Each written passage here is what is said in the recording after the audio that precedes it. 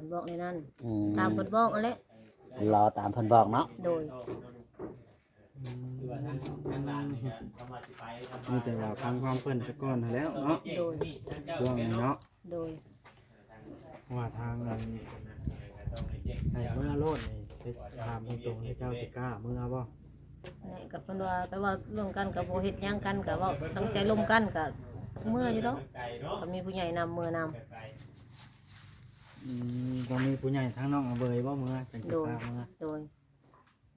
ก็เมื่อแต่2คนก็เมื่อได้อยู่กับเพิ่นบ่อันนั้นหยังก็เพิ่นตั้งใจถามซื่ออย่าบอกออกให้หมดก็เพิ่นถามก็สิว่าออกให้หมดตัวเพิ่นทำออกมาเพิ่นว่ากันเสีย15 ล้านเพิ่น15 ล้านน่ะบ่ได้เอาแต่ว่าเงินแต่เงิน3 ล้านเอาบ่เงิน3 ล้านเงิน3 ล้านบ่จับจักกี้เงิน3 ล้านมาได้ใช้เอาอย่าลืมกดติดตามเพื่อเป็นกำลังใจให้ผมด้วยนะครับทุกคนขอบคุณมากๆครับเปิดภาพขึ้นกันเมียน้องเบยสบายดี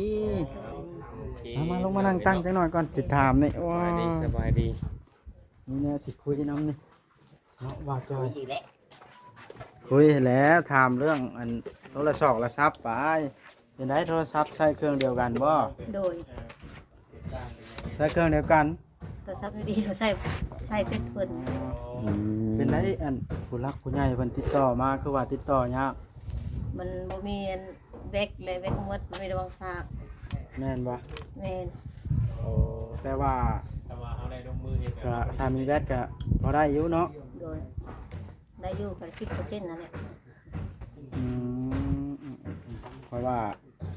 ถามเป็นได้อินเทอร์เน็ตยังอยู่บ่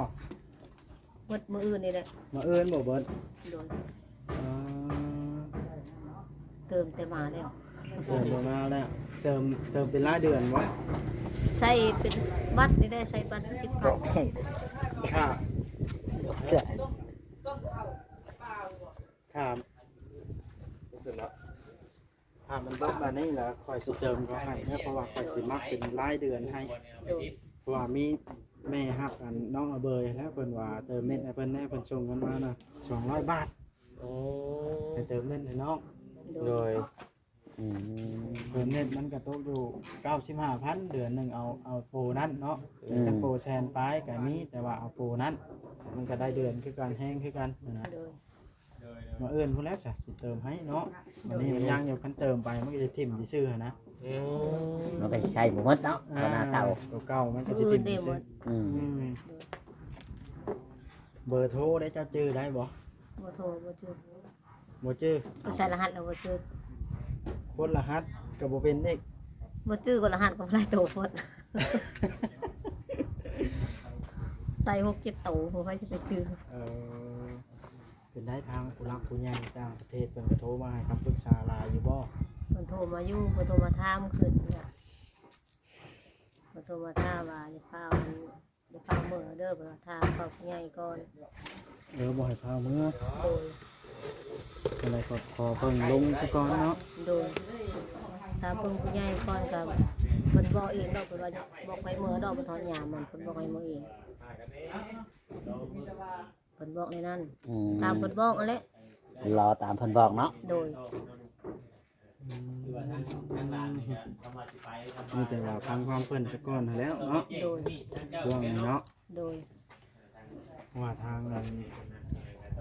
ให้เมื่อโลดนี่ไปถามตรงๆให้เจ้าสิกล้าเมื่อบ่นี่กับเพิ่นว่าแต่ว่าเรื่องกันก็บ่เฮ็ดหยังกันก็เว้าตั้งใจร่วมกันก็เมื่ออยู่ดอกก็มีผู้ใหญ่นำเมื่อนำก็มีผู้ใหญ่ทั้งน้องเบยบ่เมื่อจังสิกล้าเมื่อโดยก็เมื่อแต่2คนก็เมื่อได้อยู่กับเพิ่นบ่อันนั้นหยังก็เพิ่นตั้งใจถามซื่ออย่าบอกออกให้หมดก็เพิ่นถามก็สิว่าออกให้หมด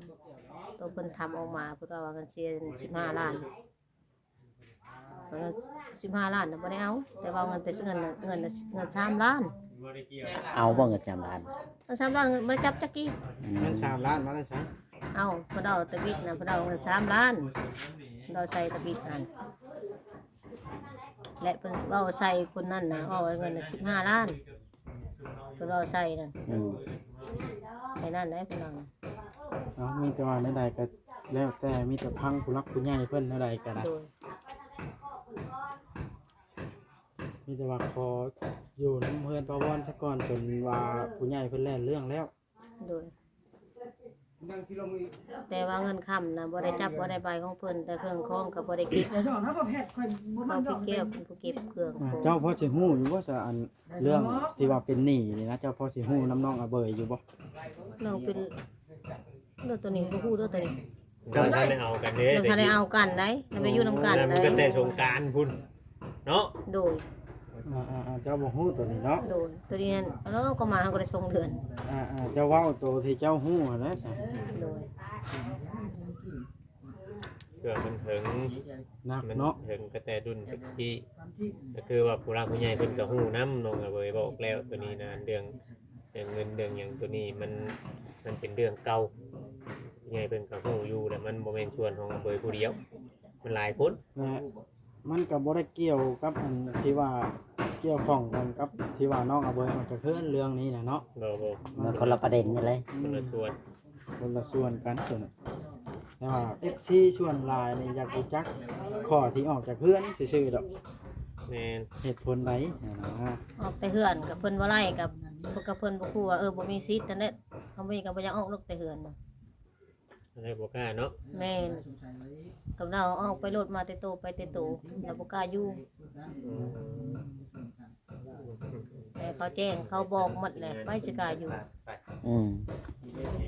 บ่ทักแน่บาดเนาะ โดย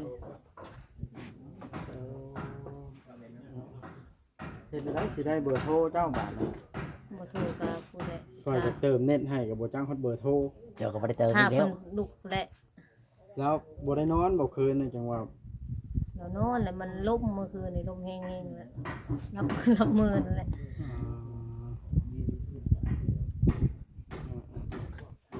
นี่ก็ว่าอย่าพักอย่ามื้ออยู่กินฮอดเฮือนอย่าพักก็กินฮอดเฮือนแนวเบิ่งหน้ากันอย่ามื้อกินฮอดเฮือนจ่อย เทือนอยู่ไปเช้า ๆเยอะ อุกใจเนาะ โดยไปใจใช้ยมือแล้วค่ะแม่ให้แม่อันว่าเพิ่นผู้ตั้งประเทศให้เมื่อก็จะเป็นเมื่อแล้วกับเพิ่นบอกผู้ใหญ่บอกมันจะเป็นได้เมื่อแล้ว อืม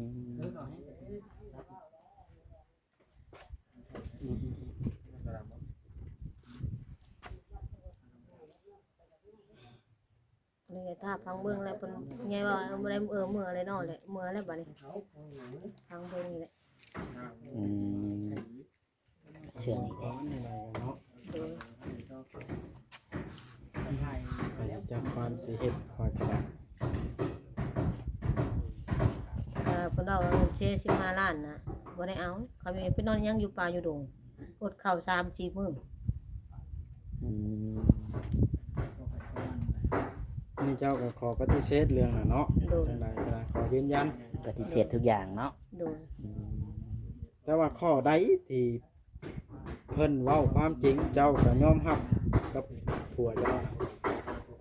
ข้อใดที่เพิ่นเว้าอันเป็นความจริงมันบ่แม่นแล้วว่าเพิ่นเว้าความจริงแล้วก็บ่ยอมรับน่ะบ่ได้แล้วแม่ ในการมันผิดก็ผิดมั่งกระท่อมมันแล้วก็ผิดก็เป็นตัวนั้นนั่นเดียวนั่นแหละ แล้วจอหูพร้อมบ่ บ่ได้เจาะแล้วเราง่ายออกแล้วก็ตู้บ่ตั้งใส่ตั้งในเช้าแล้วไปง่ายออกแล้วตู้น่ะตก เรื่องลำโพงเด้เรื่องลำโพงนี่เอาอีหลีบ่เรื่องลำโพง ลำ นะ โพงน่ะมันตกแล้วเก็บไว้ให้เพิ่น บ่แม่นบ่เอาไปนะ บ่ตั้งไว้แล้วตั้งไว้ให้เพิ่นแล้วบัดเพิ่นมาแล้วว่าสิส่งให้เพิ่นก็ส่งก็ค่อยส่งให้เพิ่นเมื่อวานมื้อนั้นก็มื้อเสียนั่นก็เราถามหาลำโพงก็เอาลำโพงให้เพิ่นแต่เงินน่ะบ่ได้เอาเงินน่ะบ่เห็น อืม แต่500เท่าไรก็บ่เห็นจะกีบนำเงินน่ะแต่เครื่องของน่ะบ่ได้เก็บคนอื่นเก็บเราผู้แก้วผู้เก็บการผู้ยืนเบิ่งก็เมียละเมียลุงแก้วแล้วก็ลุงแก้วแล้วก็เขาน่ะผู้ยืนเบิ่งน่ะเบยผู้มากก็มากก็แม่นว่าบ่บอกตัวบอกแล้วข้างในว่ามาเอาเครื่องเด้อเบยสิมางันกระท่อมก็โทรบอกข้างในแม่นบ่โทรบอกก็เพิ่นเองก็บอกว่าก็บอกลุงแก้วว่าเก็บเครื่องให้ได้เด้อก็เบยมากกับบอกให้ผู้นั้นก็มาเก็บเครื่อง แต่บ่เห็นเงินอยู่มันแต่ว่าเครื่องคองน่ะบ่ได้จับตัวหนึงก็บ่ได้จับตรงเสื้อแล้วนะเครื่องคองแล้วนะก็เก็บแต่ลำโพงนั่นได้ มอืม อันนี้เพิ่นคู่ค่ะบ่ให้อยู่ก็พากันไปก็พากันนั่งให้นั่นแหละเฮ็ดอะไรแล้วเพิ่นบ่ให้อยู่ เพิ่นบ่ให้อยู่ โดยแล้วเพิ่นเรามีคิดหยังพากันไปเมาลูกเครื่องโคงถ้าพากันไปเอาเครื่องโคงก็ ในเมื่อเรื่องมันเป็นแบบนี้กลับไปเฮ็ดให้เจ้าสิกล้าอยู่ซะ พากันไปอยู่ทงให้ทงหน้าบ่ได้ไปอยู่ก็ เมื่อนี่ได้ ว่าเพิ่นว่าตอนยังบ่ทันมาก็อยู่อยู่ทงให้ คุย ท กัน งห ว่า น้า ใช้ละ ช่วย ก็ไป บอกเพิ่นสมมุติถ้ามัน เราจะไปอยู่ทางไหนทาง เพิ่น นั้ ท่าน น นั้นเมื่อนี่ในเมื่อเรื่องเป็นแบบนี้เฮ็ดได้จังสิกล้าอยู่หั่นนะ โอ้ แม่นอยู่ผู้ใหญ่เพิ่นบอกให้เมื่อก็ได้ ผ่านแล้ว ถ่ายคลิปจบก่อนกว่า แต่เพิ่นบอกให้เมื่อก็เมื่อผู้ใหญ่บอกให้เมื่อก็ เอ เมื่อ อคันเพิ่นให้กลับแล้วกลับแล้วเนาะ บอกข้างหน้าข่าวหนึ่งข่าวเนาะ โอ้ยบ่เป็นหยัง บ่เป็นหยัง บ่ บ่ นี่แหละ อืม นี่น้องอำ ก็ เบิ่ เพิ่น ง บอกให้เมื่อแล้วเมื่อเด้อเลยจะเป็นเมื่อแล้ว มั เพิ่ น นบ แต่ อก เป็นไก่ต้มไก่กิน ก็แม่นอยู่เมื่อกับผู้ใหญ่เพิ่นพันอยู่ต่างประเทศ เอาผู้อื่นก็ แม่น เอาข่อยในความคิดของข่อยนี่คิดว่าให้มัน เอาไปซาเขามา ชัดเจนกว่านี้ก่อนจังค่อยกลับนะกลับก็อยากให้ทางพ่อลุงนี่ไปส่งไปนำหั่นนะถ้าข่อยว่ามีผู้รักผู้ใหญ่ไปนำ นี่ว่านั่นอยู่ว่าอยาผู้ใหญ่ไปนำ การที่กลับเข้าไปอยู่นี่เฮาต้องเว้าใกล้เกลี่ยกันตกแต่ก่อนที่กลับเข้าไปได้ แม่น อยู่บ่อยู่เฮาเมื่อกลึบเข้าไปรอดนี่มันสิเป็นการเมื่อแบบว่าท้าทายกัน เด้อ กับผู้ที่เฮามีปัญหา คุยกันก่อนแล้วจะ คัน เข้า เมื่ ไป อ อยู่ นี่ก่อนอื่นเฮาต้องไปเว้ากันก่อนเนาะ โดย แม่น ว่าสิว่านั่นเลย เว้าง่ายๆซะขั้นตอนเดียวนี่น่ะผู้หนึงอยู่ต้องผู้หนึงไปผู้หนึงไปต้องผู้หนึงอยู่ร่วมกันบ่ได้แล้วตอนนี้ อื โด ม ย บอนที่มันแจ้งเนาะบอนที่เขาคิดนะ หรือว่าถ้าเจ้าคิดแบบไหนในตัวถ้าเจ้าคิด ก็บ่ได้คิดก็ได้ หรือถ้าเจ้ายังสิขึ้นมาอยู่ร่วมกันบ่ แม่ก็คิดเบิ่เสือบ่เมื่อก็บ่ให้เขาอยู่ก็เขาอยู่ ในเมื่ออยู่เดินเทียนติดกันสิอยู่ได้บ่เนาะพอรู้แพทย์ กับไผ จักแล้ว กับเขาพี่แก้วเขาแก้วเฮือน กับ นั่น ผู้ เด้ ที่เฮาพิดกันแล้วกับไผ กับ กัน พี่แก้วนี่เราก็อยู่เพื่อนของเราแม่นบ่ อยู่เฮือนกับเราก็เคยชุกกินชุกกินดิบนํกันกับเรานะ แล้วเป็นจะได้สบัดนี้คือว่าสิอยู่บ่ได้กับบอกพี่แก้ว บ่กับผู้ที่เคยอยู่อย่าเพิ่น บ่ ไป อยู่นำ ว่า บ่ ซะ บ่อยู่นํกันกับ เราอยู่ได้อยู่หรือว่าพี่แก้วเราบ่ได้เฮ็ดหยังหรอวะ บ่กับเรานั้นอยู่ได้ กับลูกเคยผู้หนึงอยู่นำบ่ได้ผู้อยู่นำลาวหั่นผู้นั้นน่ะอยู่นำบ่ได้ผู้นั้นอยู่นำเด้ เป็นดินคนละส่วนแม่นบ่ แม่น นั่นฉะนั้นก็ดินคนละส่วนคนละตอนนี่ก็ มันบ่มีปัญหา บ่มีปัญหาเด้ ว่าเพิ่นนั้นผู้ที่เคยมีพิดกันมาก่อนหั้นนะข่อยเว้านำบ่ได้หมายถึงคนนอกคนนอกแล้วอยู่นอก ค หัวน อยู่ใน นะ ดินคนอยู่ในดิน เว้าถึงคนอยู่ในดิน จังหวัดนอน คันเพิ่นยังอยู่เฮากับเมื่อกับมันสิเป็นเมื่อท้ายๆกัน แม่นทางเบิ่งข่อยว่าคิดว่าคือสิบ่อยู่ดอกข่อยเบิ่งอยู่เนาะก็บ่ ไผเป็นผู้บ่อยู่ น้อบ่จอย เดี๋ยวว่าบ่ได้คือว่าแล้วต้อง เพ คุ ราะ ย ว่า กันก่อน ตามที่ข่อยพังมานี่เนาะพอลูกแพทย์มันบ่แม่นเรื่องธรรมดาแล้วถึงกันเว้ากันสิฆ่าสิแกล้งแล้วหั่นนะมันถือว่าคนให้กันแล้วจังเว้าทำนั้นออกมา จะ ได้ ออกมาได้ หั่นน่ะต้องใกล้เกลี่ยผู้หนึงอยู่ต้องผู้หนึงไปจังอยู่ได้ แม่น จังสิเมื่ออยู่ได้คันอยู่บ่อยู่ลู่เมื่อรถโอ้ โอ้ยก็บ่กล้ามือคือกันเด้อกันเราค่อยๆเว้าค่อยๆล้มกันเจอกล้าอยู่ดอกมือ ผู้รักผู้ใหญ่เพิ่นต้องติดต่อสาวบุญเนาะได้ยินอันเพิ่นเว้าอยู่เนาะว่าผู้รักผู้ใหญ่เพิ่นนั่นติดต่อให้สาวบุญเมื่อเป็นสะพานบุญเคยอยู่ เออ เพิ่นเคยให้ เรื่องนะอย่างรถรางฟ้าน่ะเพิ่นก็เตรียมพร้อมน้องบ่าวจ้อย แม่น นี่ก็มือมาน่ะก็ดำมิดนอนบ่ครับ นอนบ่หลับบ่ คิดหลายเนาะได้อยู่ได้ แบบคิดหลายแล้วคิดแบบ เขาบัดอยู่เฮือนแบบเคยอยู่เฮือนมันอยู่นอนอื่นนอนบ่หลับ เปลี่ยนสถานที่ แม่น แปลกหูแปลกตาแปลกบนอยู่บนนอนเนาะ แม่น เขาก็นอนบ่ค่อยรับ อ้าวพะวอนย่างบาทเลย เห็นบ่ย่างแล้วเฮ็ดย่างแล้วทางนี้โอ้คุณนี่ ยังอะไร เอาเฮ็ดย่างละ พะวอนเฮ็ดย่างเนาะเป็นได้อยู่นี่ก็สบายใจอยู่บ่ เดี๋ยวนี้ก็สบายใจอยู่ เออ อยู่นี่เพิ่นก็บ่ได้ให้เพิ่นก็แพงอยู่ บ่วอนย่างย่างบ่วอนก็ได้คุณนี่ดอกเอ้ยอันนี้ย่างได้หลายตื่มเลยเด้นี่ ก็ว่าเมื่อใดก็ยังเมื่อแล้วกินของเพิ่นจะจ่อย แม่นอยู่ดอกนั่นก็เนาะบ่จ้อย เจ้าก็ทันได้ย่างเด้อเด้ เคลียร์ปัญหาแล้วหมดแล้ว ปัญหายังค้างคา ที่หาเสื้อ หาเจอนี่แหละ มื้อนี้บ่ บ่มือเข้าอีกตัวนึงเอาเพลงตัวนึง ก็สิว่านั่นได้ละอันนี้ก็ได้แต่ว่าให้สู้ๆกับเจ้าก็ได้เขาเข้ามาวันนี้เขาเข้ามาอัน บ้านนี้ เฮ็ดเรือนอันนี้เฮ็ดเรือนป้าอันแปลวนี้แต่ว่าผู้ใหญ่เพิ่นฝากให้คอยน่ะเติมเน็ตให้เจ้าเพิ่นอยากคุยกับเจ้าว่าซั่นแล้วล่ะ ว่าวัน เน็ตเจ้าก็ยังอยู่แต่ว่าขาดตัวแบตเนาะ โดย เฮาบ่อยากกันให้เจ้า แม่โทรมาบ่จอย ตก เอามีแต่ว่าหาเฮ็ดเวียกพักผ่อนเลยก่อนก็สิได้ออกอากินข้าวกินน้ำซะก่อน โดย เด้อ มาตะวันโดนเรียนลง ปัวอยู่ใส่สิอยู่หันเจ้าเนาะ ไปเฮ็ดสาวเฮ็ดหยัง สมมุติ เว้าง่ายๆอันนี้แค่เรื่องสมมุติเด้อสมมุติผัวเจ้าเว้าว่าขายดินอยู่พุ่นมาซื้อดินอยู่พี่ก็สิมาอยู่บ่ อยู่ก็ได้บางอยู่ คันได้ที่ดินดอนปุ๊บก็ตอบอยู่สมมุติว่านะมาอยู่ใกล้จังใกล้ญาติพี่น้องสมมุติว่าแบบนี้นะแค่สมมุติ นี่โย เพิ่นก็ได้ก็ได้ดีใจกันในนั้น สิอยู่บ่คันแบบนี้ ให้ผ่านมาน่ะ อืมอืมอืมอืม คือไปน้องก็ดีใจเรื่องอีก อันนั้นก็ต้องเบิ่งก่อนเมื่อเบิ่งว่าลายชื่อลายเส้นแล้วก็ลายลักษณ์อักษรเป็นของอาเบยที่แท้จริงบ่เฮาจังเฮ็ดได้ถ้ามันเป็นลายคน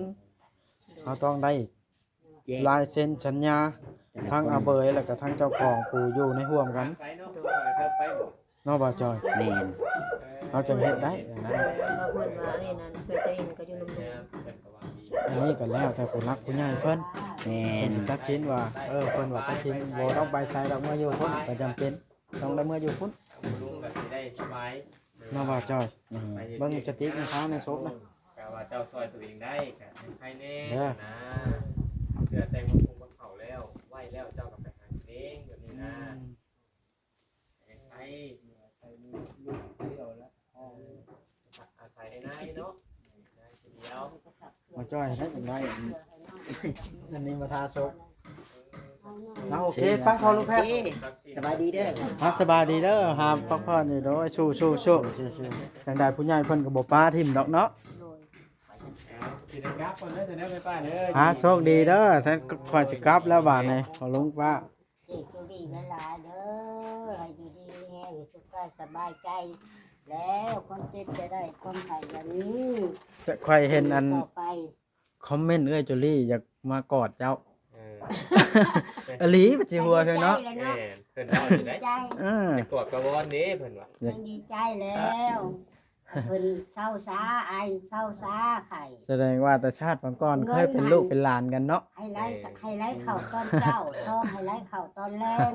ให้เต็มไถ่เต็มถุงกินบ่ให้มุกจกบ่ให้ลงใจเท่าไรก็บ่ให้มันหมดให้เต็มไถ่เต็มถุงคือเก่าให้เต็มกระป๋องกระเป๋าคือเก่าเด้อ ให้มาสำไรกันอะไรขึ้นกับเพิ่น100 เท่าพันเท่าเนาะ มื้อนี้เพิ่นเฮ็ดข้าวมาแต่เพื่อนป้าออดเพื่อนป้าวอนเพื่อนป้าแต๋วลามมาเด้อนี่หั่นน่ะฮะ โดยจังหวัดเพิ่นใจกว้างอะไรได้จังหวัดจังหวัดสาธุ เพิ่นบ่ปล่อยให้ผู้ใดผู้หนึ่งต้องเสียใจเนาะ จะกอดเพิ่นคือการตายเกิดศาสตร์ได้เกิดคำจืดได้ก็ยังเป็นฐานหาบไส้เพิ่นอยู่แล้ว นั่นแหละเฮ้ย ก็เพิ่นใจดีโพ คือว่าพลิกชีวิตให้ปาวอนใหม่ได้นี่เนาะ โดย เอ้าเงินปิ่นปัวดีเช้าก็ย้อนเงินเพิ่นเนาะ เขาได้ยังไงยังกันได้ มือออกเบิด มือจะตีนคอนหมดได้ คำบ่มี คงไม่ได้ เพิ่นออกเงินออกคำมันก็แล้วแหละ บ่ได้ เนาะ ไปซ้ำหาหมอก็ได้ เขาน้อยยังเบาว่ายาดีนอยู่ใส่หนึ่งมาหนูน้ำเจ็ดเจจุลี2มาเลยอยู่น้ำสุเจ้ากำลังใจกันแม่นสุเจ้าเห็นบอกคอยว่า ไปหามาแหวกกันเด้อใจป้าจะสิมก็เด้อคนที่นอด โดยเนาะ นี่ว่าเดือนหาจักสิมียังหักต้อนนี่ว่าหักต้องได้หาเว้าเลยน้ำ ปี ลูก ใหม่นี่บ่ ปีใหม่นี่ โอ้ ปีใหม่เดือนหาลาวน่ะ เออ ยังมียังเด้ลูกเอ้ยหับต้อนเพิ่นกินซุ่มกันปีใหม่ มีแต่ว่านั้นล่ะเด้ออยู่ดีมีแฮงเด้อให้ย่างหันไว้ ถูก ปั๊บพอลูกแพทย์ มีแรงครับลูกก็ตลอดปลอดภัยเด้ โด อย ให้ถือต้องฟองร้อนกันอย่าให้เขียนให้หายกันแม่นเพิ่นก็แม่พี่เจ้านี่เด้อหัวหน้าหัวตาเลยจ้า โดยนี่ละเฮือนป้าแตวกระดาษพี่น้องดำเนินการเฮาสิออกไปสร้างไม้มาเพิ่นก่อนเพราะว่ามันบ่มีไม้ดำเนินต่อบ่ได้พี่น้องเอ้ยเรื่องแพทย์เรื่องพาและจงว่าการพี่น้องเอ้ยสมมุติว่ามันจบซ้ำนั้นก็ถือว่าเอาซ้ำนั้นเอาซ้ำบุญของลาวเนาะพอลูกแพทย์คือป้าแตวกระดาษเอาพอสิได้จบคลิปเด้อพอลูกแพทย์พอสิได้จบคลิปกันเด้อ บ่พาจบบ่บ่พังแล้ว สวัสดีหยอกกันพี่น้อย